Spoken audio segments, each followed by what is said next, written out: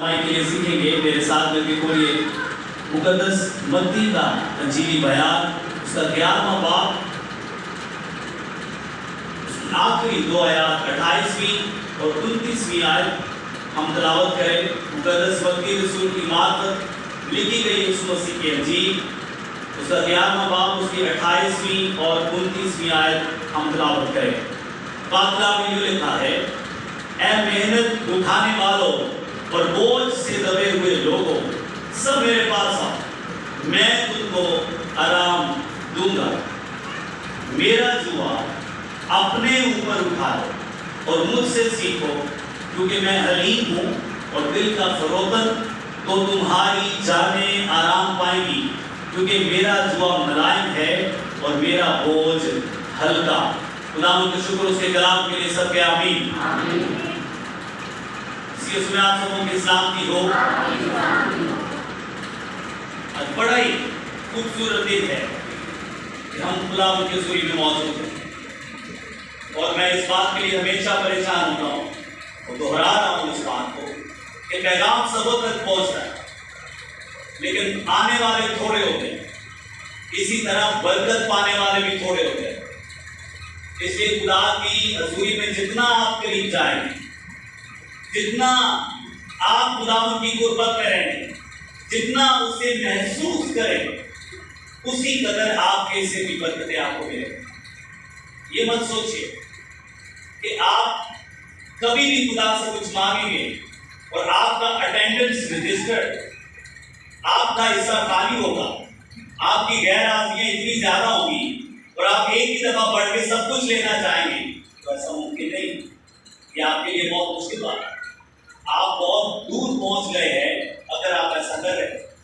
اگر آپ خداوند کے ساتھ چلتے رہے ہیں، تو میں نے جمعرات کی شام اس بات کو بیان کرتے ہوئے کہا کہ پھر خدا سے گڑگڑا کے نہ مانگیے، روک کے نہ مانگیے، پھر اختیار سے مانگیے کہ خدا میرا خون خریدا ہو، تو نے میرے لیے خون بہایا، تو نے مجھے اپنے خون سے خریدا، میرے سے بھی برکتیں دے۔ تو پھر لکھا ہے کہ وہ اپنی مٹھی کھول کے سبوں کو اپنی برکت سے پاس۔ جب آپ خداوند کی حضوری میں آنا سیکھ لیتے ہیں، جب آپ خداوند کی حضوری میں رہنا سیکھ لیتے ہیں، جب آپ خداوند سے باتیں کرنا سیکھ لیتے ہیں، جب آپ خداوند کے ساتھ اپنی باتوں کا بیان کر کے جواب لینا اور سننا سیکھ لیتے ہیں، تو پھر آپ کی اسے کی برکتیں آپ سے دور نہیں، وہ آپ کے پلڑے میں بھاری ہو کر پہنچے۔ آپ کا پلڑا بھاری ہونا شروع ہوتا ہے، اور جب بھاری ہو جائے گا تو سمجھ لیں آپ کی زندگی میں خدا بہت بڑا کام کرنا چاہتا ہے، اور اس کے لیے ہمیں اسی قدر خداوند کے پاس جانا ہے جس قدر خداوند ہمارے ساتھ رہتا ہے۔ پترس اسی لیے کہتا ہے، پہلے خط میں لکھا ہے پترس نے کہا پاک بنو جس طرح تمہارا بلانے والا پاک ہے۔ میں پھر سے کہہ رہا ہوں، بلانے والا پاک ہے، لیکن خداوند کی آنکھیں اس قدر پاک ہے کہ وہ بدی کو نہیں دیکھ سکتی۔ موسیٰ پورب کے پہاڑ پر 40 دن رہا اور اس پہاڑ پر دعا کرتا، 40 دنوں کے بعد جب واپس پہنچا تو خداوند نے اپنی تجلی اسے دکھائی۔ جب تجلی دکھائی گئی تو لکھا ہے کہ اس کے چہرے پر نور آ گیا، اس کے چہرے پر اتنی روشنی تھی کہ کوئی بھی شخص، کوئی مرد عورت اسے دیکھ نہیں سکتا۔ کیوں؟ کیونکہ خدا کی روشنی پاک ہے اور ہماری آنکھیں گناہ گار ہیں۔ خدا پاک ہے، ہمارے جسم ناپاک ہیں۔ خدا پاک ہے اور ہمارے ہاتھ بھی ناپاک ہیں۔ جب آپ اس قابل نہیں ہیں کہ آپ خدا کی روشنی کو دیکھ سکیں تو پھر اپنی کمی کو پہچاننا شروع کریں۔ پھر کیا ہوگا؟ لکھا ہے کہ موسیٰ اپنا منہ ڈھانپ لیا کرتا تھا۔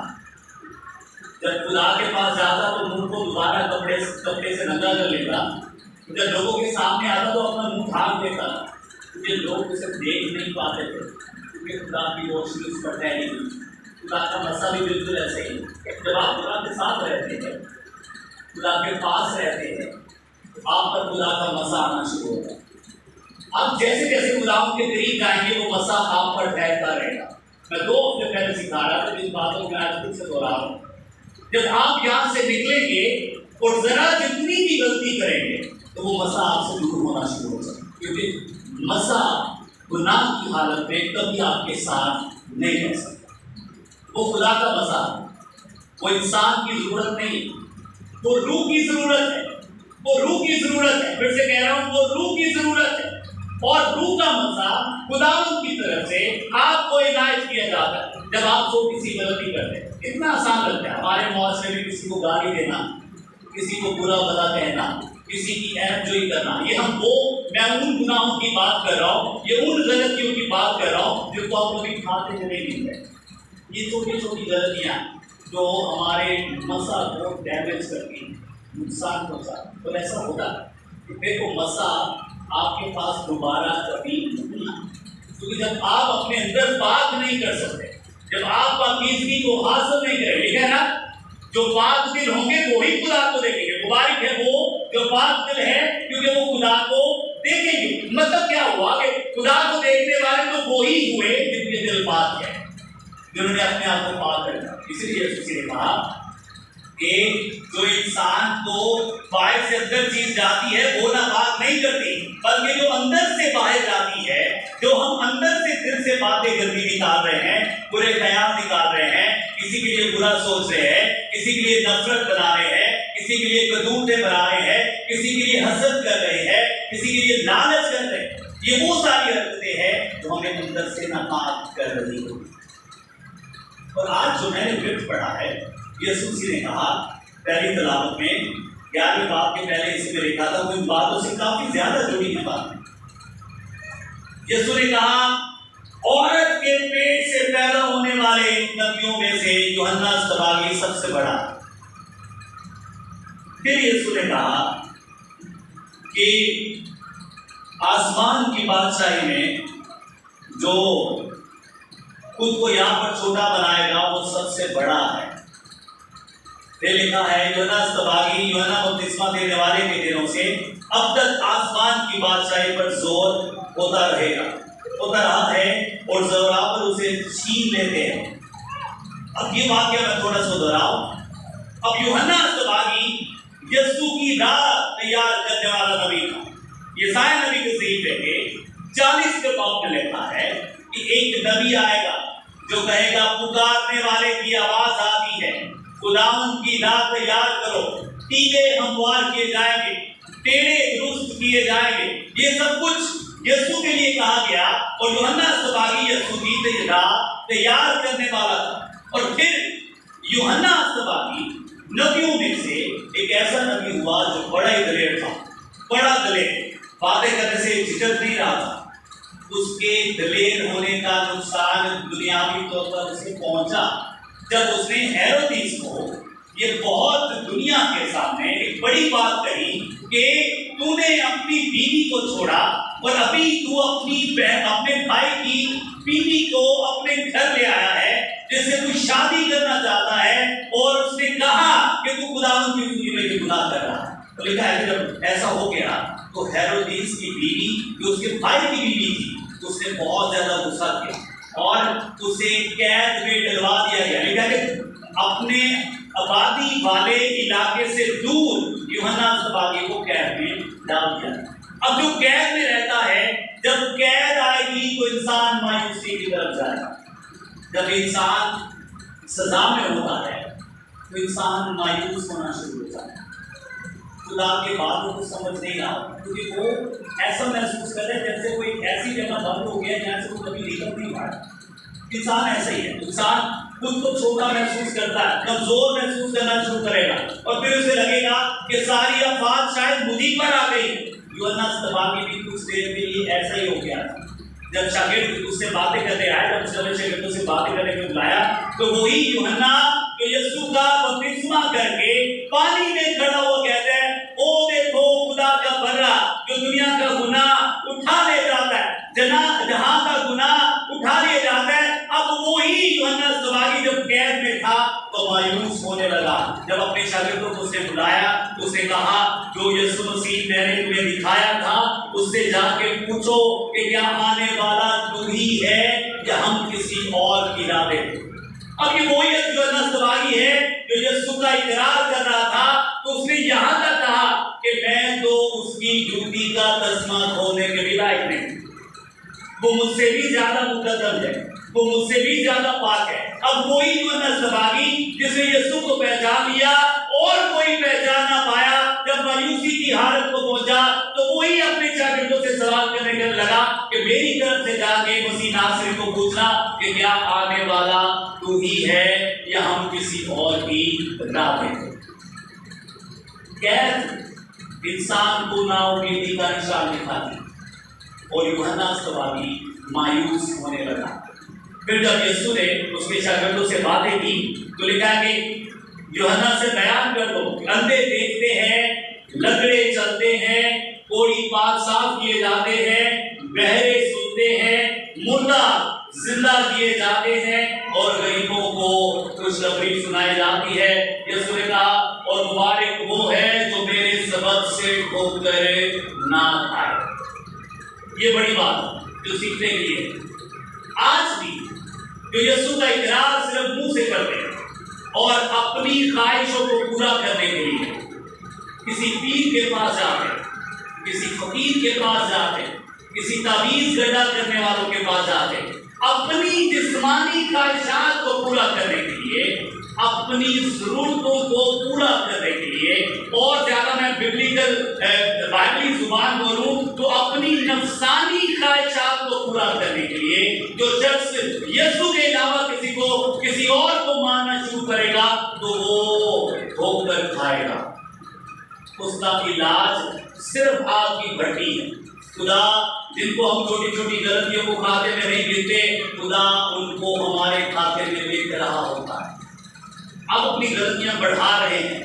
अगर आपने अपनी जिंदगी में औलाद नहीं थी, हम किसी पीर के पास चले गए, औलाद नहीं थी, हम किसी से तावीज़ करवाने चले गए, हमारे घर में खुशियां नहीं थी, हम उसके लिए धागा करवाने चले गए। ये वो छोटी छोटी हरकतें हैं जो हमारे मुआशरे का सबसे बदतरीन हिस्सा है।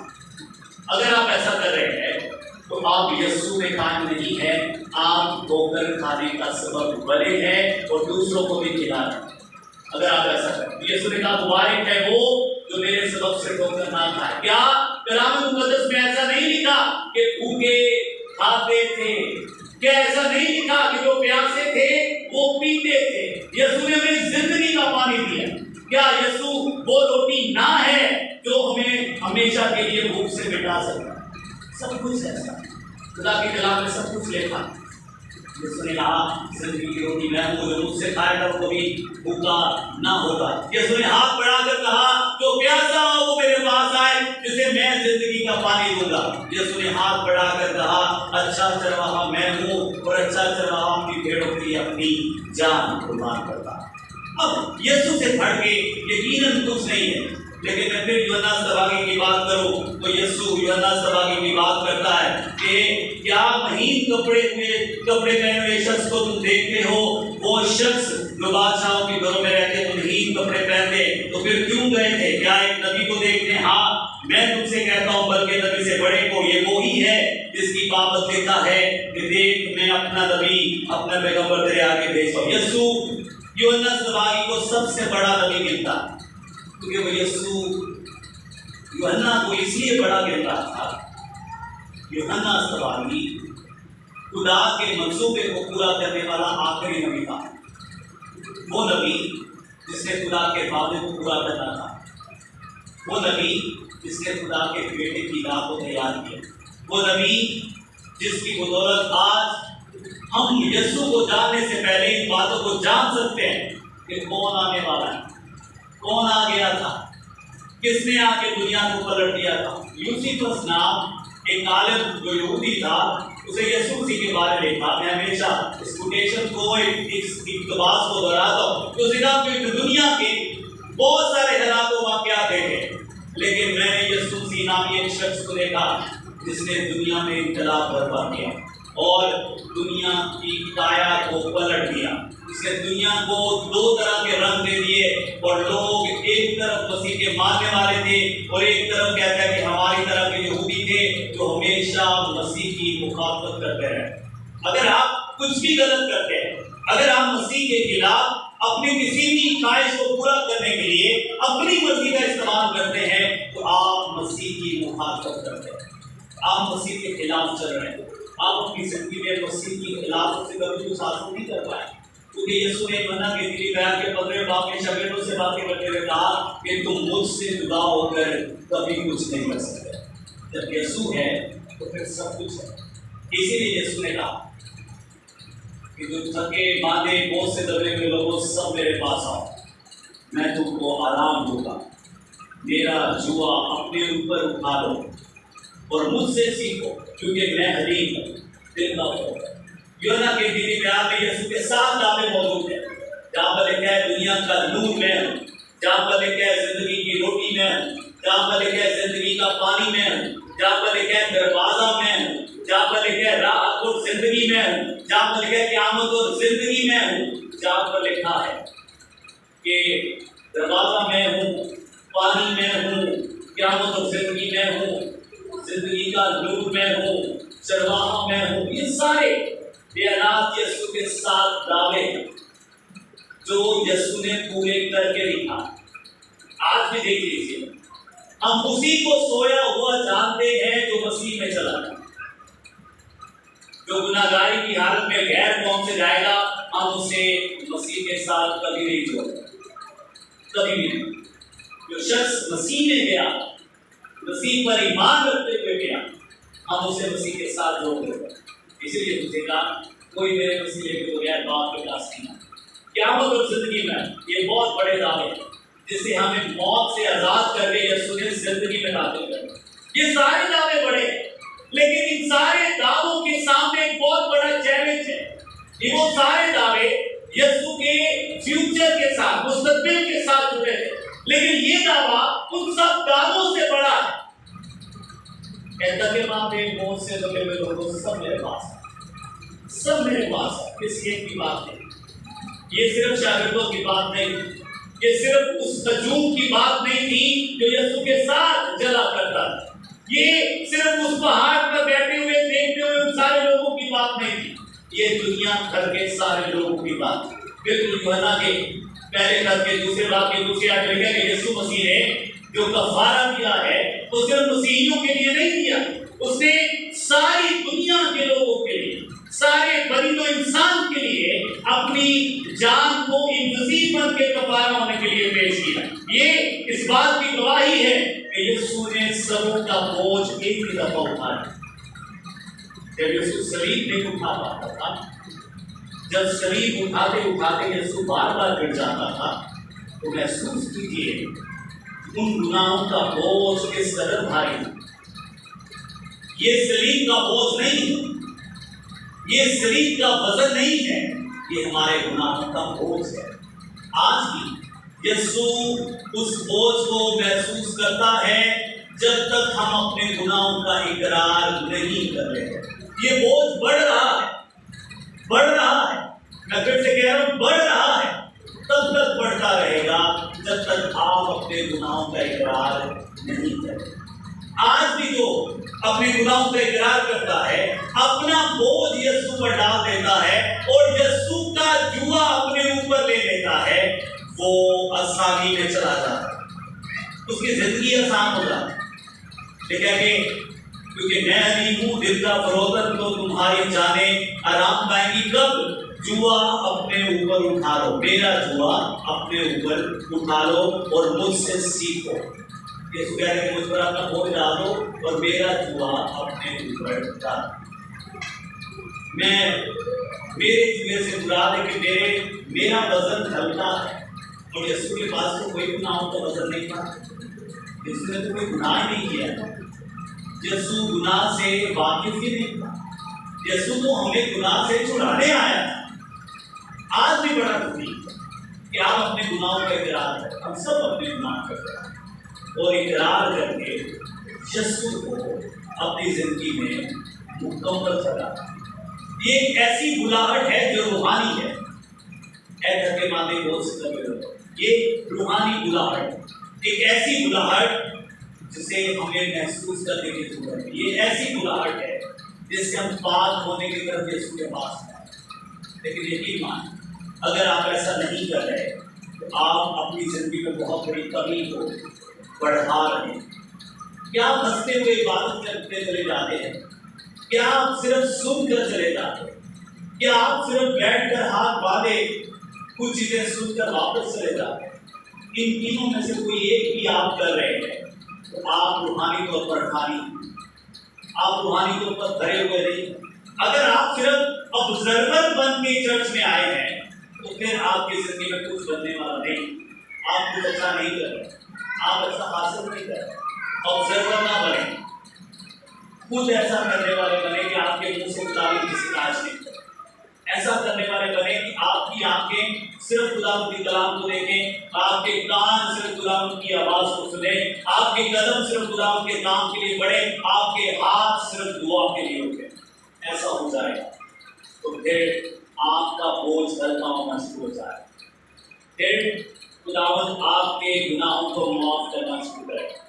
لیکن یہ ایسا تب ہوگا جب آپ روحانی بڑھاپٹ کو اپنی زندگی میں محسوس کریں. میں ایمان رکھتا ہوں کہ آپ ان باتوں کو اپنی زندگی میں لیں گے. اگر لیں گے آپ کے حصے کی برکتیں یسوع آپ کو دینا چاہتا ہے. لیکن یہ تب ممکن ہے جب آپ اپنی زندگی کو جو جسمانی ہے, جو زمینی ہے, اسے ہمیشہ کی زندگی کے لیے خداوند کے پاس پیش کریں. سر کو جھکائیں اور دعا مانگیں.